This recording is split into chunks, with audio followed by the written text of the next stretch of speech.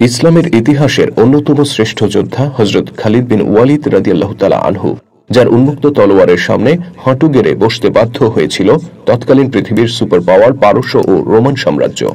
রণাঙ্গনে খালিদের উপস্থিতি যে কোনো মুহূর্তে বদলে দিতে পারত যুদ্ধের পরিস্থিতি ও ফলাফল। সামরিক বিচক্ষণতা, রণকৌশল, শক্তি, সাহস, গতি ও ক্ষিপ্রতা সবকিছু মিলে তিনি ছিলেন এক অপরাজেয় যোদ্ধা। স্বয়ং আল্লাহর রাসূল তাঁর উপাধি দিয়েছিলেন সাইফুল্লাহ, অর্থাৎ আল্লাহর তলোয়ার।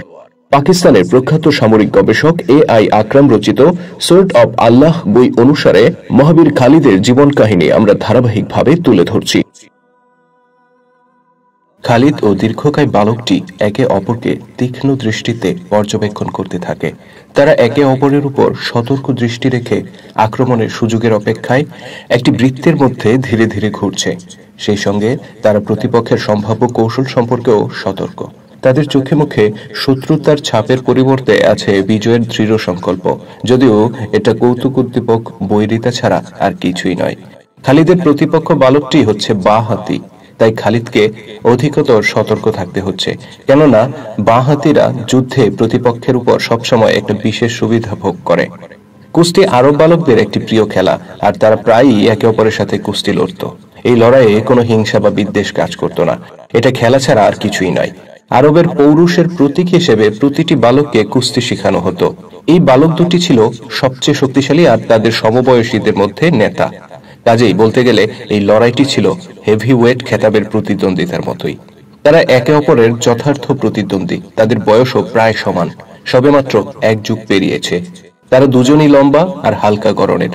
তাদের শরীরে সূর্যরশ্মির বিকিরণ হলে কাঁধ ও বাহুর নবগঠিত ও স্ফীত পেশিগুলো স্পষ্ট হয়ে ওঠে। দীর্ঘকায় বালকটি খালিদের চেয়ে সম্ভবত 1 ইঞ্চি লম্বা। তাদের দুজনের মুখের গড়নে এতটাই মিল ছিল যে তাদের একজনকে আরেকজন বলে অনেক সময় ভুল হতো। কুস্তি শুরু হলে খালিদ দীর্ঘকায় বালকটিকে শূন্যে তুলে নিক্ষেপ করে। পতনটি ছিল মারাত্মক। ফলে দীর্ঘকায় বালকটির পায়ের একটি হাড় ভেঙে দুমড়ে মুচড়ে যায়। আহত বালকটি মাটিতে স্থির হয়ে পড়ে থাকে, আর খালিদ নিজেও ভীতু দৃষ্টিতে তার বন্ধু প্রতিম ভাগিনার ভাঙা পায়ের দিকে তাকিয়ে থাকে। উল্লেখ্য যে বালকটির মা হান্তামা বিনতে হাশিম বিন আল মুগিরা সম্পর্কে খালিদের চাচাতো বোন। সেই অনুযায়ী তার প্রতিপক্ষ বালকটি ছিল তারই ভাগিনা। সময়ের ব্যবধানে দীর্ঘকায় বালকটির পায়ের আঘাত সেরে ওঠে এবং সে পুনরায় পূর্বের শক্তি ফিরে পায়। সে আবার কুস্তিতে অংশ নিয়ে সেরা কুস্তিগীরদের একজন হিসেবে পরিচিতি লাভ করে। আর এই বালক দুটির বন্ধুত্ব অটুট থাকে। তারা উভয়ে ছিল বুদ্ধিমান, শক্তিশালী আর গতিময়, কিন্তু তাদের মধ্যে অভাব ছিল ধৈর্য আর কৌশলের। তাই তাদের মধ্যকার যে কোনো প্রতিদ্বন্দ্বিতাই হতো দীর্ঘস্থায়ী। আমাদেরকে এই দীর্ঘকায় বালকটির কথা মনে রাখতে হবে, কেননা সে খালিদের ভবিষ্যৎ জীবনে একটি গুরুত্বপূর্ণ ভূমিকা পালন করেছিল। বালকটি ছিল আল খাত্তাবের পুত্র, আর তার নাম ছিল ওমর।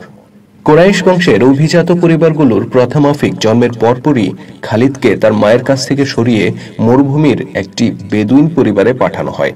তাকে লালন পালনের জন্য একজন দুধ মাতা ঠিক করা হয়। মরুভূমির শুষ্ক, মুক্ত ও নির্ভেজাল বাতাসের মধ্যে খালিদ সুন্দর ও সাবলীল স্বাস্থ্যের অধিকারী হয়ে বেড়ে উঠতে থাকে।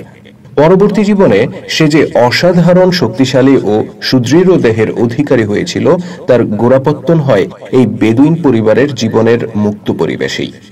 মরু জীবনের সঙ্গে খালিদের স্বভাবেরও যেন ছিল অনেক মিল, তাই এই পরিবেশকে সে অত্যন্ত আপন করে নিয়েছিল।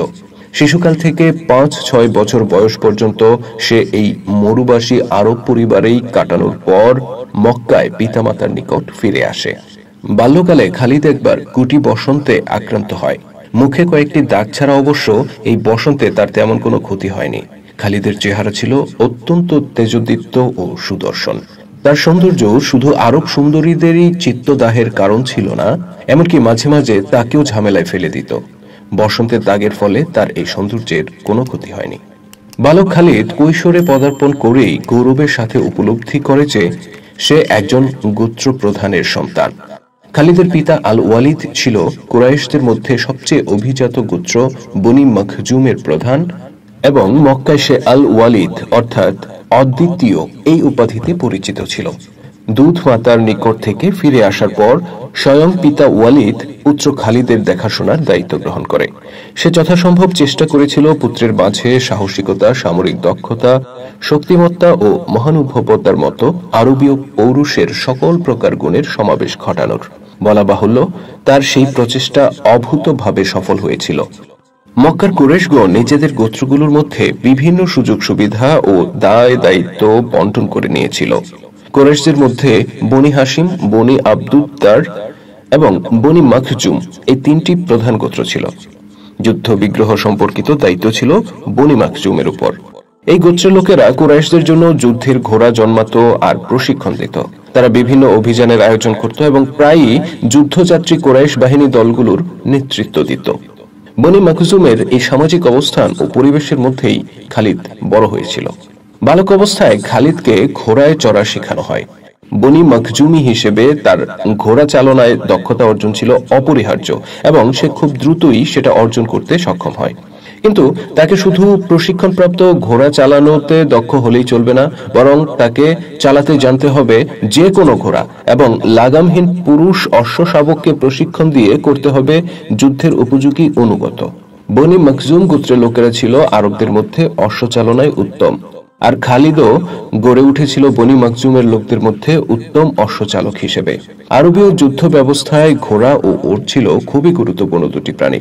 তাই কেউ শুধু অশ্বচালনা জানলেই একজন ভালো চালক হিসেবে দাবি করতে পারত না। ভালো চালক হতে হলে তাকে সমানভাবে ওটও চালাতে জানতে হবে।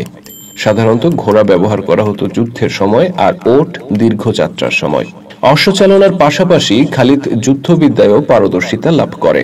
সে বর্শা, বল্লম, তীর ও তরবারি সহ সব অস্ত্র ব্যবহারেই দক্ষতা অর্জন করে। সে ঘোড়ার পিঠে আরোহণ করে এবং একই সাথে পায়ে ভর করে যুদ্ধ পরিচালনায় পারদর্শী হয়ে ওঠে। সব ধরনের অস্ত্র ব্যবহারে দক্ষতা অর্জন করলেও ঘোড়ার পিঠে চড়ে আক্রমণ রচনায় বল্লমের ব্যবহারে তার দক্ষতা ছিল যেন আল্লাহর প্রদত্ত। অনুরূপ আল্লাহর প্রদত্ত দক্ষতা ছিল দ্বন্দ্বযুদ্ধে এবং তরবারির ব্যবহারেও, অশ্বারোহণ করেই হোক বা পায়ে চড়েই হোক। তরবারি তৎকালীন আরবদের নিকট বীর ধর্মের অস্ত্র হিসেবে বিবেচিত হতো। তরবারি যুদ্ধে অস্তিত্ব রক্ষার ব্যাপারটি নির্ভর করে শক্তি ও দক্ষতার উপর। এই দুটির অভাব থাকলে প্রতিপক্ষ থেকে দূরত্ব রক্ষা করেও টিকে থাকা সম্ভব হতো না। তরবারি ছিল সেই সময়ে সবচেয়ে নির্ভরযোগ্য অস্ত্র। তো যৌবনে পৌঁছার সাথে সাথে খালিদের উচ্চতাও বৃদ্ধি পেয়ে 6 ফুট অতিক্রম করে। তার কাঁধ ছিল চওড়া, সিনা স্ফীত, আর তার হালকা খেলোয়াড়ি শরীরের পেশিগুলো শক্তিশালী হয়ে ওঠে। মুখমণ্ডলে সমাবেশ ঘটে ঘন চাপ চাপ দাড়ির। সুদর্শন চেহারা, তীক্ষ্ণ ব্যক্তিত্ব, অশ্বচালনায় পারদর্শিতা ও অস্ত্র ব্যবহারে দক্ষতার কারণে শীঘ্রই সে মক্কায় অত্যন্ত জনপ্রিয় ও শ্রদ্ধেয় ব্যক্তিত্বে পরিণত হয়। কুস্তিতেও সে চূড়ান্ত উৎকর্ষ ও অপরিসীম শক্তির সমন্বয়ে সফলতার শীর্ষে আরোহণ করে। পরিবারের সদস্য সংখ্যা বৃদ্ধির লক্ষ্যে আরবীয় পিতারা অনেকগুলো বিয়ে করত। খালিদের পিতা আল ওয়ালিদের ছিল 6 জন ভাই। আরো বেশি অবশ্য হতে পারে, তবে এই 6 জনের তথ্য ইতিহাসে পাওয়া গেছে। আর আমাদের জানা মতে আল ওয়ালিদের 5 পুত্র এবং 2 কন্যা ছিল। পুত্রগণ ছিলেন খালিদ, ওয়ালিদ, যার নাম অবশ্য পিতার নামেই রাখা হয়েছিল, হিশাম, ওমারা এবং আব্দ শামস। আর কন্যারা ছিলেন ফাখতা ও ফাতিমা। খালিদের পিতা আল ওয়ালিদ ছিল একজন বিত্তশালী ব্যক্তি, তাই খালিদকে জীবিকার জন্য কাজ করতে হতো না। ফলে সে অশ্বচালনা ও যুদ্ধবিদ্যা চর্চায় মনোনিবেশ করতে পারত। সম্পদশালী পরিবারে জন্মগ্রহণ করার কারণে খালিদ মিতব্যয়িতাকে অবজ্ঞা করত এবং মুক্ত হস্তে সাহায্য করার মহানুভবতার জন্য সে ছিল বিখ্যাত। তবে এসব কারণে অবশ্য একসময় তাকে নিদারুণ আর্থিক সংকটে পড়তে হয়েছিল। কুরাইশরা ছিল অত্যন্ত গণতান্ত্রিক চেতনা সম্পন্ন। ফলে উপার্জনের জন্যই হোক বা সমাজের একজন স্বতন্ত্র সক্রিয় সদস্য হিসেবেই হোক, প্রত্যেককেই কিছু না কিছু একটা করতে হতো। খালিদের পিতা আল ওয়ালিদ বিত্তশালী এবং তার অধীনে অনেক কর্মচারী থাকা সত্ত্বেও সে নিজেও কাজ করত। অবসর সময়ে সে কামারের কাজ করত এবং নিজের গোত্রের লোকদের জন্য পশু জবাই করত। সে ব্যবসাও করত এবং অন্যান্য গোত্রের সাথে পার্শ্ববর্তী দেশে ব্যবসায়ী দল পাঠাতো। খালিদ নিজেও একাধিকবার এই ব্যবসায়ী দলের সাথে সিরিয়া গমন করে এবং রোমের মনোরম সৌন্দর্য মণ্ডিত প্রদেশগুলো ভ্রমণ করে। এখানেই তার সঙ্গে সাক্ষাৎ হয় গাসসানের আরব খ্রিস্টান, টেসিফোনের পার্সিক, মিশরের কপ্টস এবং বাইজেন্টাইন সাম্রাজ্যের রোমকদের সাথে। খালিদের অনেক বন্ধু বান্ধব ছিল। সে বন্ধু ও ভাইদেরকে নিয়ে ঘোড়া চালাতো এবং শিকারে যেত। বাইরের কাজে ব্যস্ত না থাকলে তারা কবিতা আবৃত্তি করত, বংশ তালিকা নিয়ে ঘাটাঘাটি করত এবং কখনো কখনো সুরাপান করত। এই বন্ধুদের মধ্যে অনেকেই পরবর্তীকালে খালিদের জীবনে খুবই গুরুত্বপূর্ণ ভূমিকা পালন করেছিল। তাদের মধ্যে আমরা যে উমরের কথা বলেছিলাম একটু আগে, সেই ওমর ছাড়াও আমর বিন আল আস ও আবুল হাকামের কথা বিশেষভাবে উল্লেখযোগ্য। আবুল হাকামের প্রকৃত নাম ছিল আমর বিন হাশিম বিন আল মুগিরা। পরবর্তীকালে সে আবু জাহেল নামেও পরিচিত ছিল। সে ছিল খালিদের চাচাতো ভাই এবং বয়সে খালিদের চেয়ে বড়। এই আবুল হাকামের পুত্র ইকরামা ছিল খালিদের প্রিয় ভাতিজা এবং ঘনিষ্ঠ বন্ধু। খালিদের পিতা আল ওয়ালিদ তার পুত্রদের নিকট শুধু পিতাই ছিল না, বরং সে ছিল তাদের বিশ্বস্ত পরামর্শদাতা ও সামরিক প্রশিক্ষক। খালিদ পিতার নিকট হতেই যুদ্ধবিদ্যার কলাকৌশল সম্পর্কে প্রথম শিক্ষা লাভ করে। মরুভূমির বুক চিরে কিভাবে দ্রুত অগ্রসর হতে হয়, কিভাবে একটি শত্রু স্থাপনার দিকে অগ্রসর হতে হয় বা আক্রমণ করতে হয়, এগুলো খালিদ পিতার কাছ থেকে শিখে। শত্রুকে তার অজ্ঞাতসারে ধরতে পারা, তাকে অপ্রত্যাশিতভাবে আক্রমণ করা এবং বিশৃঙ্খল ও পলায়নপর প্রতিপক্ষকে তাড়া করার সামরিক গুরুত্ব সে পিতার নিকট থেকে শিক্ষা লাভ করে। এই যুদ্ধকৌশল গোত্রবিশেষের হলেও আরবগণ যথার্থই যুদ্ধের ক্ষেত্রে ক্ষিপ্রতা, গতিময়তা ও আকস্মিকতার মূল্য উপলব্ধি করত। এই যুদ্ধকৌশল ছিল মূলত আক্রমণাত্মক। বয়স বৃদ্ধির সাথে সাথে যুদ্ধচর্চার প্রতি খালিদের আগ্রহ বাড়তে থাকে এবং খুব শীঘ্রই সেটা একটা বাতিকে পরিণত হয়ে যায়। যুদ্ধ ছাড়া তার যেন আর ভাববার কিছুই ছিল না। তার আকাঙ্ক্ষা ছিল শুধু জয় করার। তার গতি প্রকৃতি ছিল প্রবল আর আবেগপূর্ণ এবং তার সমগ্র চেতনাই ছিল কেমন যেন সামরিক ভাবাপন্ন। সে সবসময় বিশাল যুদ্ধ, মহান বিজয় এগুলো স্বপ্ন দেখত এবং নিজেকে এই যুদ্ধের বিজয়ী বীর, সকলের একদম প্রশংসনীয় এবং শ্রদ্ধেয় ব্যক্তি হিসেবে কল্পনা করত। যুদ্ধই ছিল তার জীবনের প্রতিজ্ঞা, জয় ছিল জীবনের ব্রত, আকাঙ্ক্ষা ছিল প্রচুর রক্তক্ষরণের।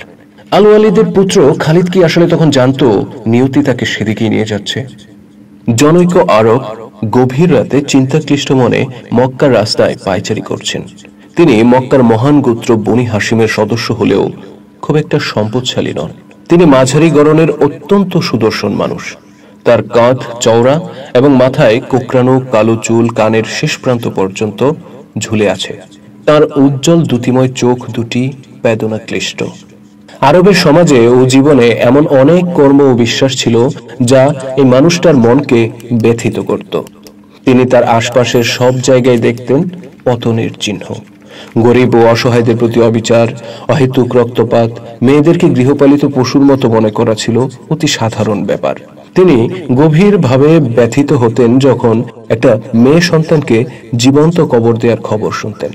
আরবের কিছু গোত্রে কন্যা সন্তান হত্যা করা একটা ধর্মীয় আচারে পরিণত হয়েছিল। কন্যা সন্তান জন্ম নিলে তাকে 5-6 বছর বয়স পর্যন্ত লালন পালন করা হতো। তারপর একদিন তাকে বেড়াতে যাওয়ার কথা বলে ভালো কাপড় চোপড় পরিয়ে লোকালয়ের বাইরে তার জন্য খনন করা কবরের পাশে নেওয়া হতো। ভাগ্য সম্পর্কে নির্বোধ বালিকা তখনও হয়তো ভাবতো তার পিতা সত্যিই তাকে বনভোজনে নিয়ে এসেছে। তাকে ধাক্কা দিয়ে কবরে ফেলে দিলে সে পিতার নিকট সাহায্যের জন্য চিৎকার করত। সাহায্যের পরিবর্তে তার প্রতি পাথর নিক্ষেপ করা হতো যতক্ষণ না পর্যন্ত তার কুচি দেহ থেকে জীবন পাখি বিদায় নিত। কচি কন্যার ক্ষত বিক্ষত অসার দেহকে মাটি চাপা দিয়ে পিতা বাড়ি ফিরত। এ নিয়ে অনেক পিতাকে সগর্বে দম্ভুক্তি করতেও শোনা যেত। এই প্রথা অবশ্য আরবের সর্বত্র প্রচলিত ছিল না। বনি হাশিম, বনি উমাইয়া ও বনি মাখজুমের মতো বিখ্যাত পরিবারগুলোতে এরূপ শিশু কন্যা হত্যার একটি দৃষ্টান্তও ছিল না। এটা সীমিত ছিল কতিপয় মরুগোত্র ও অন্যান্য সম্প্রদায়ের মধ্যে। তা সত্ত্বেও এসব নিষ্ঠুর বেদনাদায়ক ঘটনা তৎকালীন আরবের বিবেকবান ও সত্যসন্ধানী মানুষদেরকে পীড়া দিত। হযরত ইব্রাহিম আলাইহিসসালাম পবিত্র কাবা ঘর তৈরি করেছিলেন আল্লাহর ঘর হিসেবে, কিন্তু পরে সেটা কাঠ ও পাথরের দেবতার মূর্তি দিয়ে অপবিত্র করা হয়েছিল। আরবের লোকেরা বিশ্বাস করত যে এই কাঠ পাথরের দেবতারা তাদের ক্ষতি বা উপকার করতে পারে, তাই তারা তাদেরকে সবসময় বিভিন্ন ত্যাগের বিনিময়ে খুশি করার চেষ্টা করত। কাবার ভিতরে এবং আশেপাশে এরকম 360টি মূর্তি ছিল। এদের মধ্যে হুবাল, উজ্জা ও লাত ছিল বিখ্যাত। আরব পূজারীদের গৌরব হুবাল ছিল দেবতাদের মধ্যে সর্ববৃহৎ এবং সবচেয়ে মূল্যবান পাথরে খোদাই করা মূর্তি। আরবের ধর্ম বিশ্বাসে বহুত্ববাদ এবং একত্ববাদের অর্থাৎ প্রকৃত আল্লাহর অস্তিত্বে বিশ্বাসের এক বিস্ময়কর সংমিশ্রণ বিদ্যমান ছিল। তারা আল্লাহকেও বিশ্বাস করত, আবার দেবদেবীদেরকেও বিশ্বাস করত। তাদের বিশ্বাস ছিল এরকম যে আল্লাহই প্রকৃতপক্ষে প্রভু এবং স্রষ্টা।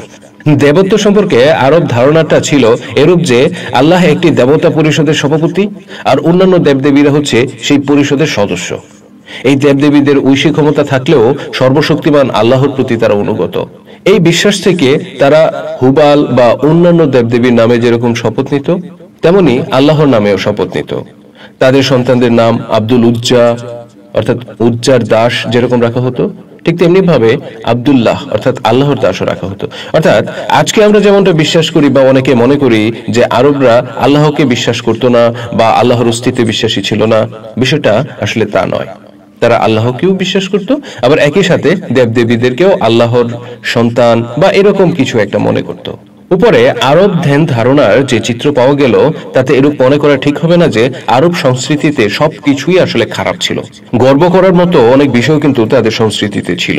আরবীয় চরিত্রে সাহস, আতিথেয়তা এবং ব্যক্তি ও গোত্রীয় সম্মানবোধ এমন প্রশংসনীয় পর্যায়ের ছিল যেটা আজকের দিনেও হিংসা বা ঈর্ষা করার মতো। প্রতিশোধী স্পৃহা এটা আরবীয় চরিত্রের একটা দিক ছিল। এই স্পৃহা বংশানুক্রমে বহন করা হতো। অবশ্য আইন শৃঙ্খলা রক্ষার ব্যবস্থাবিহীন বিভিন্ন গোত্রে বিভক্ত একটি সমাজের ভারসাম্য বজায় রাখার জন্য এর বাইরে আর কি বা করার ছিল। এই সময়ে আরব সমাজের নৈতিকতা ও ধর্মবোধ ছিল সর্বকালের একেবারে নিম্ন পর্যায়ের। এই সময়টাকে বলা হতো অজ্ঞতার যুগ বা আইমে জাহিলিয়া। আর এই অজ্ঞতার যুগের সমস্ত কাজ ও বিশ্বাসকেও বলা হতো অজ্ঞতার কাজ ও বিশ্বাস। অজ্ঞতাই ছিল তাদের জীবন পদ্ধতি। খানিকটা পূর্বে আমরা যে আরবীয় মানুষটার কথা বলছিলাম, তিনি মক্কার অদূরে গুহায় বসে ধ্যান করতেন। তিনি দিনের পর দিন ধ্যান করতেন আর অপেক্ষা করতেন, যদিও নিশ্চিত করে জানতেন না কি আছে তার সামনে। অনুরূপ গুহাতে ধ্যানমগ্ন অবস্থায় একদিন তিনি কিছু একটার অস্তিত্ব উপলব্ধি করলেন। যদিও কাউকে দেখা গেল না বা কোনো শব্দ পাওয়া গেল না, তবু তার মনে হলো কেউ একজন এসেছে। হঠাৎ করেই একটা শব্দ ভেসে এলো, বড়। এই ঐশী শব্দে তিনি বিস্মিত হয়ে যান এবং কম্পিত কণ্ঠে জিজ্ঞাসা করেন, আমি কি পড়ব? শব্দটি আরো জোরে পুনরায় উচ্চারিত হলো, পড়ো। তিনি আবার জিজ্ঞেস করলেন, আমি কি পড়ব? শব্দটি আরো ভয়ঙ্কর রূপ ধারণ করে, পড়ো। তারপর শান্ত কণ্ঠে উচ্চারিত হয়, পড়ো তোমার প্রভুর নামে, যিনি তোমাকে সৃষ্টি করেছেন। মানুষ সৃষ্টি করেছেন জমাটবদ্ধ রক্ত থেকে। পড়ো, তোমার প্রভু অত্যন্ত দয়াময়, যিনি কলমের দ্বারা শিক্ষাদান করেছেন, মানুষকে সেই জ্ঞান দিয়েছেন যা সে জানত না। এই ঘটনাটি ঘটে 610 খ্রিস্টাব্দের আগস্ট মাসের এক মঙ্গলবার। এই উল্লেখিত ব্যক্তি হযরত মুহাম্মদ সাল্লাল্লাহু আলাইহি সাল্লাম। এই ঘটনার মধ্য দিয়ে তার উপর পৃথিবীতে ওহী নাজিল হয় এবং একটি নতুন বিশ্বাসের জন্ম হয়। হযরত মুহাম্মদ সাল্লাল্লাহু আলাইহি সাল্লাম এর উপর ওহী নাজিলের প্রাক্কালে খালিদের বয়স ছিল 24 বছর। ওহী প্রাপ্তির পর ফেরেশতা জিব্রাইলের পরামর্শে রাসূলুল্লাহ সাল্লাল্লাহু আলাইহি সাল্লাম 3 বছর চুপি চুপি ইসলাম প্রচার করেন। তারপর তাকে প্রকাশ্যে আল্লাহর বাণী প্রচার করার নির্দেশ দেওয়া হলে তিনি নিজের পরিবার এবং গোত্রের মধ্যে তা শুরু করেন। অধিকাংশ মানুষই তার প্রতি অবজ্ঞা প্রদর্শন করে, এমনকি তারা এই নতুন বিশ্বাসকে নিয়ে হাসি তামাশাও করতে থাকে। একদিন আল্লাহর রাসূল তার নিকট আত্মীয়দেরকে বাসায় দাওয়াত করার সিদ্ধান্ত নেন। উদ্দেশ্য ছিল খাওয়া দাওয়ার পর যে আন্তরিক পরিবেশ সৃষ্টি হবে, তখন তিনি তার মিশনকে উপস্থাপন করতে পারবেন এবং মেহমানরাও সেটা শুনবে। নির্দিষ্ট মেহমানরা আসলেন এবং তৃপ্তি সহকারে খেলেন। আল্লাহর রাসূল সমবেত সবাইকে উদ্দেশ্য করে বললেন, ওহে আব্দুল মুত্তালিবের বংশধরগণ, আল্লাহর শপথ, আমি যে বাণী নিয়ে তোমাদের সামনে উপস্থিত হয়েছি, আমার জানা নেই আরবের কোন লোক এমন কোন বাণী এনেছে কিনা যা এর চেয়েও উত্তম। আমার এই বাণী ইহজগৎ ও পরজগতের জন্য উত্তম। আল্লাহ আমাকে নির্দেশ দিয়েছেন তোমাদেরকে তাঁর পথে ডাকতে। তোমাদের মাঝে কি এমন কেউ আছো যে এই কাজে আমাকে সাহায্য করবে, আমার ভাই ও সহকারী হবে? রাসূল সাল্লাল্লাহু আলাইহি সাল্লাম এর এই আহ্বানে উপস্থিত সবাই নিশ্চুপ থাকে, একে অপরের দিকে তাকাতে থাকে, কেউ তার সমর্থনে দাঁড়ায় কিনা এটা দেখার জন্য। এমন সময় 12 থেকে 13 বছর কি 14 বছর বয়সের একটি বালক তার শীর্ণ দুটি পায়ের উপর সোজা হয়ে দাঁড়িয়ে বলে, ওহে আল্লাহর রাসূল, আমি আপনার সহযোগী হব। বালকটির এই কথায় উপস্থিত অতিথিদের মধ্যে হাসির বন্যা বয়ে যায়। সে হাসিতে ছিল ব্যঙ্গ আর বিদ্রূপের তীক্ষ্ণ ঝাঁঝ। তারা ধীরে ধীরে উঠে চলে যায়, কিন্তু বালকটি অবিচল দাঁড়িয়ে থাকে। রাসূল সাল্লাল্লাহু আলাইহি সাল্লাম তাকে গভীর ভালোবাসায় আলিঙ্গন করেন এবং ঘোষণা দেন, এই বালকই আমার ভাই এবং আমার প্রতিনিধি। বালকটি ছিল রাসূল সাল্লাল্লাহু আলাইহি সাল্লাম এর চাচা আবু তালিবের পুত্র আলী। তিনি ছিলেন রাসূল সাল্লাল্লাহু আলাইহি সাল্লাম এর নিকট ইসলাম গ্রহণকারী প্রথম পুরুষ। এই সত্যের বাণী ক্রমান্বয়ে বিস্তার লাভ করতে থাকে। কিছু যুবক, দুর্বল এবং অসহায় ব্যক্তি নতুন বিশ্বাসকে গ্রহণ করে। সংখ্যায় কম হলেও তাদের মনোবল ছিল অত্যন্ত উঁচু। রাসূল সাল্লাল্লাহু আলাইহি সাল্লাম এর কাজের পরিধিও বিস্তার লাভ করতে থাকে। কুরাইশদের শত বাধা এবং তিরস্কার সত্ত্বেও তিনি লোকদেরকে সত্যের পথে আহ্বান এবং বাতিল পথের পরিণতি সম্পর্কে হুঁশিয়ার করতে থাকেন। তিনি তাদেরকে কাঠ পাথরের পুতুলের পরিবর্তে প্রকৃত আল্লাহর আনুগত্য করার আহ্বান জানান। রাসূল সাল্লাল্লাহু আলাইহি সাল্লাম এর তৎপরতা বৃদ্ধির সঙ্গে কুরাইশদের প্রতিবন্ধকতা ও প্রতিহিংসাও বৃদ্ধি পেতে থাকে। এই কুরাইশদের পক্ষে নেতৃত্বে ছিল প্রধানত 4 জন মানুষ। এক হলো আবু সুফিয়ান, এ ছিল বনি উমাইয়ার নেতা এবং প্রকৃত নাম ছিল শাখর বিন হার্ব। আরেকজন ছিল আল ওয়ালিদ অর্থাৎ খালিদের পিতা। আরেকজন ছিল আবু লাহাব, সে ছিল রাসূলুল্লাহ সাল্লাল্লাহু আলাইহি সাল্লাম এর চাচা।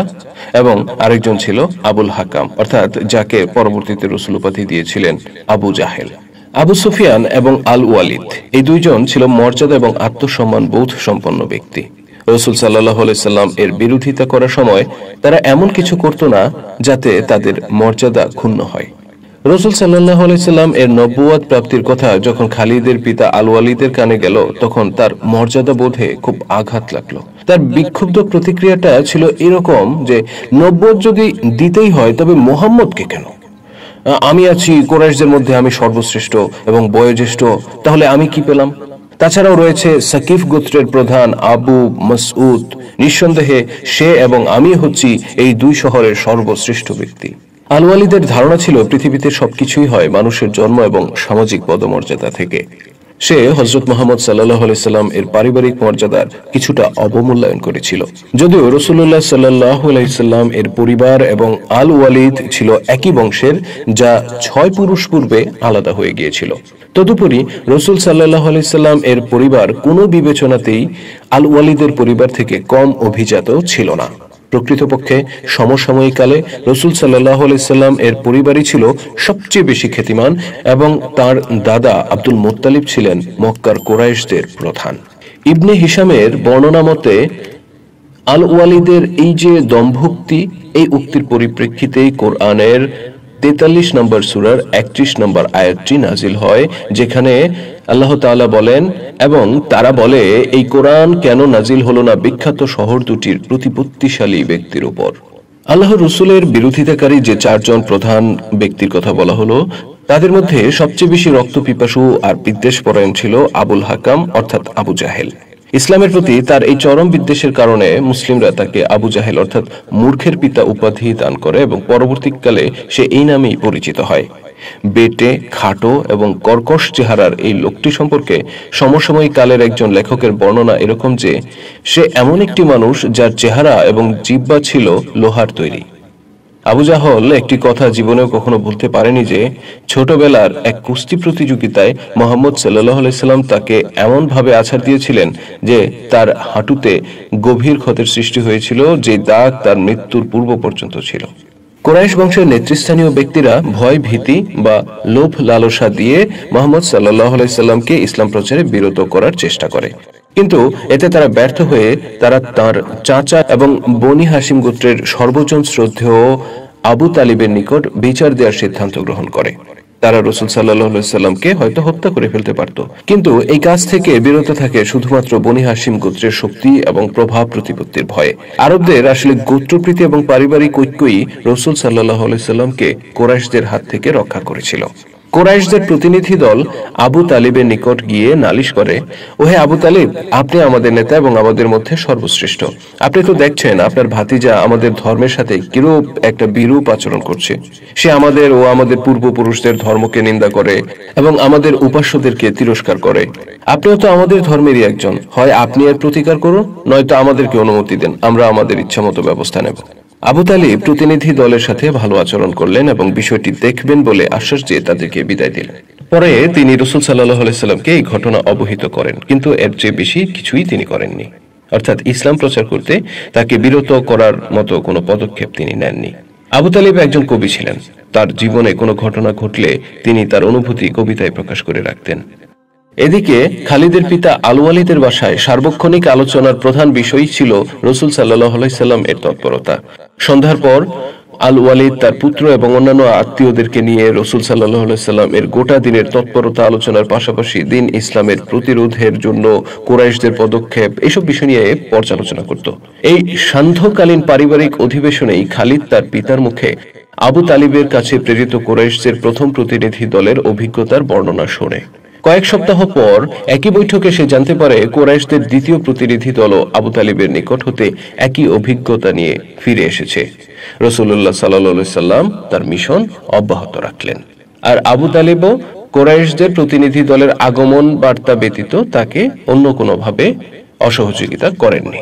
আল ওয়ালিদের পরবর্তী পদক্ষেপটা ছিল অত্যন্ত সাহসী। সে মুহাম্মদ সাল্লাল্লাহু আলাইহি সাল্লাম এর বিনিময়ে নিজের পুত্র উমারাকে আবু তালিবের নিকট হস্তান্তর করার একটা সিদ্ধান্ত বা একটা প্রস্তাব তিনি দেন। উমারা ছিল অত্যন্ত সুদর্শন তরুণ, যার মধ্যে অনেক গুণের সমাবেশ ঘটেছিল। কুরাইশ প্রতিনিধি দল আল ওয়ালিদের পুত্র অর্থাৎ খালিদের ভাই উমারাকে আবু তালিবের নিকট নিয়ে গেল এবং বলল, ওহে আবু তালিব, দেখুন, আমরা আল ওয়ালিদের পুত্র উমারাকে নিয়ে এসেছি। উমারা কুরাইশ তরুণদের মধ্যে সবচেয়ে উত্তম আর মহৎপ্রাণ। তাকে আপনার পুত্র হিসেবে গ্রহণ করুন। সে আপনাকে পুত্রের মতোই সব ব্যাপারে সহযোগিতা করবে। বিনিময়ে মুহাম্মদকে আমাদের কাছে হস্তান্তর করুন, যে আপনার এবং আপনার পূর্বপুরুষদের বিশ্বাসে আঘাত করছে এবং আমাদের গোত্রের মধ্যে বিরোধ সৃষ্টি করছে। আমরা তাকে হত্যা করতে চাই। আমরা একজন মানুষের বদলে আপনাকে আরেকজন মানুষ দিচ্ছি। এটা কি যথেষ্ট নয়? আবু তালিব তাদের এই প্রস্তাবে খুবই মর্মাহত হলেন। তিনি প্রতিনিধি দলকে বললেন, তোমাদের এই প্রস্তাব মোটেই গ্রহণযোগ্য নয়। তোমরা তোমাদের সন্তানকে দিচ্ছ লালন পালন করার জন্য, আর বিনিময়ে আমার সন্তানকে নিতে চাচ্ছ হত্যা করার জন্য। আমি আল্লাহর কসম করে বলছি, এটা কখনোই হতে পারে না। প্রতিনিধি দল আবার ব্যর্থ হয়ে ফিরে যায়। আবু তালিবের মাধ্যমে রাসূল সাল্লাল্লাহু আলাইহি সাল্লামকে বিরত করার কোনো সম্ভাবনা না দেখে কুরাইশরা নিজেরা তাদের উপর বিভিন্ন ভাবে চাপ সৃষ্টির সিদ্ধান্ত গ্রহণ করে যেন তিনি আত্মসমর্পণ করেন। তারা রাসূল সাল্লাল্লাহু আলাইহি সাল্লাম ও তার অনুসারীদের স্বাভাবিক জীবনযাত্রার প্রতিটি ক্ষেত্রে বাধার সৃষ্টি করতে থাকে। কুরাইশগণ তাদের মুখে ময়লা বালু নিক্ষেপ করত, পথে ঘাটে ব্যঙ্গ বিদ্রুপ করত। তারা রাসূল সাল্লাল্লাহু আলাইহি সাল্লাম এর ঘরেও ময়লা আবর্জনা নিক্ষেপ করত। তাদের এসব কাজে আবু লাহাব ও আবু জাহেল শরীক হয়। কুরাইশদের প্রতিবন্ধকতা ক্রমান্বয়ে বাড়তেই থাকে। মুসলমানদের উপর নির্যাতন বৃদ্ধির সঙ্গে সঙ্গে নির্যাতনের নতুন নতুন কৌশলও উদ্ভাবিত হয়। রুকানা বিন আবদ ইয়াজিদ নামে একজন বিখ্যাত কুস্তিগীর ছিল। সে জনসম্মুখে রাসূল সাল্লাল্লাহু আলাইহি সাল্লামকে হেয় প্রতিপন্ন করার জন্য একটা ফন্দি আঁটে। সে ছিল কুস্তিতে খুবই দক্ষ। মক্কায় কেউ তাকে কখনো আছাড় দিতে পারেনি। তার ফন্দিটা ছিল যে রাসূল সাল্লাল্লাহু আলাইহি সাল্লামকে সে কুস্তিতে চ্যালেঞ্জ জানাবে। তিনি চ্যালেঞ্জ গ্রহণ করলে তাকে জীবনের মতো একটা শিক্ষা দিয়ে দিবে, আর চ্যালেঞ্জ প্রত্যাখ্যান করলে সবার সামনে তাকে ছোট করবে, অর্থাৎ অপমান করবে। লোকটি ছিল সম্পর্কে রাসূলুল্লাহ সাল্লাল্লাহু আলাইহি সাল্লামের চাচা। সে দর্প ভরে চ্যালেঞ্জ করলো, ওহে আমার ভ্রাতুষ্পুত্র, আমার বিশ্বাস যে তুমি একজন পুরুষ মানুষ। আমি আরো বিশ্বাস করি তুমি মিথ্যুক নও। আসো আমার সাথে কুস্তি লড়ো। যদি আমাকে আছাড় দিতে পারো তাহলে আমি তোমাকে প্রকৃত নবী হিসেবে স্বীকার করে নেব। লোকটি এই কথাগুলো বলে এই ভেবে যে মুহাম্মদ হয় কুস্তি লড়তে অস্বীকার করবে, নতুবা লড়াই করলে পরাজিত হবে। উভয় ক্ষেত্রেই তাকে হেয় প্রতিপন্ন হতে হবে। কিন্তু তার এই ভাবনাটা ভাবনাই থেকে যায়। রাসূল সাল্লাল্লাহু আলাইহি সাল্লাম তার চ্যালেঞ্জ গ্রহণ করেন এবং তাকে পরপর 3 বার আছাড় দেন। কিন্তু প্রতারক লোকটা অবশ্য শিক্ষা পেয়েছে, কিন্তু তার ওয়াদা থেকে পিছু পা হয়। অর্থাৎ সে যে বলেছিল যে আমাকে আছাড় দিতে পারলে আমি ইসলাম গ্রহণ করব বা তোমাকে নবী হিসেবে মেনে নেব, এই প্রতারক কিন্তু সেই কাজটি করেনি। আল্লাহ রসুল ও তার সাহাবীদের উপর অনেক ধরনের দৈহিক আক্রমণের ঘটনা ঘটতে থাকে। অবশ্য রসুল সাল্লাল্লাহু আলাইহি সাল্লাম তুলনামূলকভাবে কম আক্রমণের সম্মুখীন হন, অর্থাৎ দৈহিক আক্রমণ আর কি। কেননা কুরাইশরা তার গোত্রের শক্তি এবং তার নিজের প্রতিরোধ ক্ষমতাকে সবসময় বিবেচনায় রাখত। তাকে আঘাত করলে প্রতিঘাতে বেশি মার খেতে হতো। কিন্তু পারিবারিক এবং শারীরিক দিক থেকে যারা দুর্বল, সেই মুসলিমরাই ছিল কুরাইশদের আক্রমণের মূল লক্ষ্য। কৃতদাস এবং কৃতদাসীরাও ছিল এই দলের অন্তর্গত। একজন কৃতদাসীর ইসলাম গ্রহণের সংবাদে ওমর এতটাই ক্ষিপ্ত হয়েছিল যে তাকে ততক্ষণ পর্যন্ত প্রহার করতে থাকে যতক্ষণ না নিজে ক্লান্ত হয়ে প্রহার করতে অক্ষম হয়ে পড়ে। আর ওমর ছিল একজন অত্যন্ত শক্তিশালী ব্যক্তি। কুরাইশগণ অসংখ্য মুসলিম নরনারীকে নির্যাতন করে। এদের মধ্যে আবিসিনিয়ার কৃতদাস বিলাল রাদিয়াল্লাহু তাআলা আনহু এর উপর তার মনিব উমাইয়া বিন খালফ এর নির্মম নির্যাতনের কথা ইতিহাসের পাতায় বিশেষভাবে উল্লেখ আছে। বিলালকে তার মনিব আরব মরুর খর রৌদ্র তাপে উত্তপ্ত বালুর উপর চিৎ করে শুইয়ে বুকের উপর একটা পাথর চাপা দিয়ে রাখত। মাঝে মাঝে কাছে গিয়ে সে সীমাহীন দুর্দশার যন্ত্রণাকাতর চেহারা আর পিপাসায় শুকনো জিভ এবং ঠোঁট দেখে বলতো, মুহাম্মদকে ত্যাগ কর, পুনরায় লাত এবং উজ্জার পূজা কর। কিন্তু বিলাল রাদিয়াল্লাহু তাআলা আনহু তার নতুন বিশ্বাসী ছিল অনর। এই অত্যাচার করার সময় উমাইয়া বিন খালাফ কি ঘুণাক্ষরেও জানতো যে একদিন বদর প্রান্তরে এই কৃতদাসী হবে তার ও তার পুত্রের ঘাতক। এদিকে হযরত আবু বকর রাদিয়াল্লাহু তাআলা আনহু ছিলেন রাসূল সাল্লাল্লাহু আলাইহি সাল্লাম এর তৎকালীন সঙ্গীদের মধ্যে কিছুটা সম্পদশালী। তিনি বিলাল রাদিয়াল্লাহু তাআলা আনহু এবং আরো কিছু নির্যাতিত মুসলিম দাস দাসীকে তাদের মনিবের নিকট থেকে ক্রয় করেন। তিনি যখনই কোনো মুসলিম দাস দাসীকে তাদের মনিবের দ্বারা নির্যাতিত হওয়ার খবর শুনতেন, তখনই ছুটে যেয়ে তাদেরকে ক্রয় করে মুক্ত করে দিতেন। সীমাহীন নির্যাতন সত্ত্বেও রাসূলুল্লাহ সাল্লাল্লাহু আলাইহি সাল্লাম তার শত্রুদের প্রতি ভদ্র ও দয়াপূর্ণ আচরণ করেন। তিনি আল্লাহর দরবারে প্রার্থনা করেন, হে প্রভু, তুমি ওমর অথবা আবুল হাকামকে দিয়ে আমার শক্তি বৃদ্ধি করে দাও। এই প্রার্থনার জবাবে মহান আল্লাহ তাআলা হযরত ওমর রাদিয়াল্লাহু তাআলা আনহুকে সত্যের পথে নিয়ে আসেন। ওমর রাদিয়াল্লাহু তাআলা আনহু 40তম ব্যক্তি হিসেবে ইসলামকে আলিঙ্গন করেন, কিন্তু আবু জাহেল অবিশ্বাসী হিসেবেই থেকে যায়। রাসূলুল্লাহ সাল্লাল্লাহু আলাইহি সাল্লাম এর নবুয়ত প্রাপ্তির 10 বছর পর 619 খ্রিস্টাব্দে আবু তালিব মৃত্যুবরণ করেন। তার মৃত্যুতে রাসূল সাল্লাল্লাহু আলাইহি সাল্লাম এর উপর চাপ আরো বৃদ্ধি পায়। কুরাইশদের প্রতিহিংসা তীব্রতর রূপ লাভ করে। রাসূলুল্লাহ সাল্লাল্লাহু আলাইহি সাল্লাম গুটি কয়েক সঙ্গীকে নিয়ে ইসলামের প্রচার কাজ অব্যাহত রাখেন। তার সঙ্গীদের মধ্যে 10 জন ছিল খুবই ঘনিষ্ঠ। এই 10 জন ইসলামের ইতিহাসে জান্নাতের সুসংবাদ প্রাপ্ত ব্যক্তি হিসেবে পরিচিত। রাসূলুল্লাহ সাল্লাল্লাহু আলাইহি সাল্লাম অসহনীয় নির্যাতন সত্ত্বেও মক্কায় বসবাস করতে থাকেন। এই দুঃসময়ে মদিনার কয়েকজন অধিবাসী তার সাথে সাক্ষাৎ করে ইসলাম গ্রহণ করেন। তারা রাসূলুল্লাহ সাল্লাল্লাহু আলাইহি সাল্লাম এর বিপদের কথা জানতে পেরে তাকে মদিনায় হিজরত করতে বলেন। এ ব্যাপারে আল্লাহর অনুমতিও পাওয়া যায়। রাসূল সাল্লাল্লাহু আলাইহি সাল্লাম অধিকাংশ মুসলমানকে মদিনায় পাঠিয়ে দেন। 622 খ্রিস্টাব্দের সেপ্টেম্বর মাসে কুরাইশরা রাসূল সাল্লাল্লাহু আলাইহি সাল্লামকে হত্যা করার সিদ্ধান্ত নেয়। তারা যে রাতে রাসূলকে হত্যার পরিকল্পনা করেছিল, সেই রাতেই রাসূল সাল্লাল্লাহু আলাইহি সাল্লাম আবু বকর রাদিয়াল্লাহু তাআলা আনহু ও একজন কৃতদাস ও পথপ্রদর্শককে সাথে নিয়ে মদিনায় হিজরত করেন। এই ঘটনার ফলে মদিনা ইসলাম প্রচারের কেন্দ্রবিন্দুতে পরিণত হয় এবং নতুন ইসলামী রাষ্ট্রের রাজধানীতে পরিণত হয়। নির্যাতনের যুগের এখানেই সমাপ্তি হয়।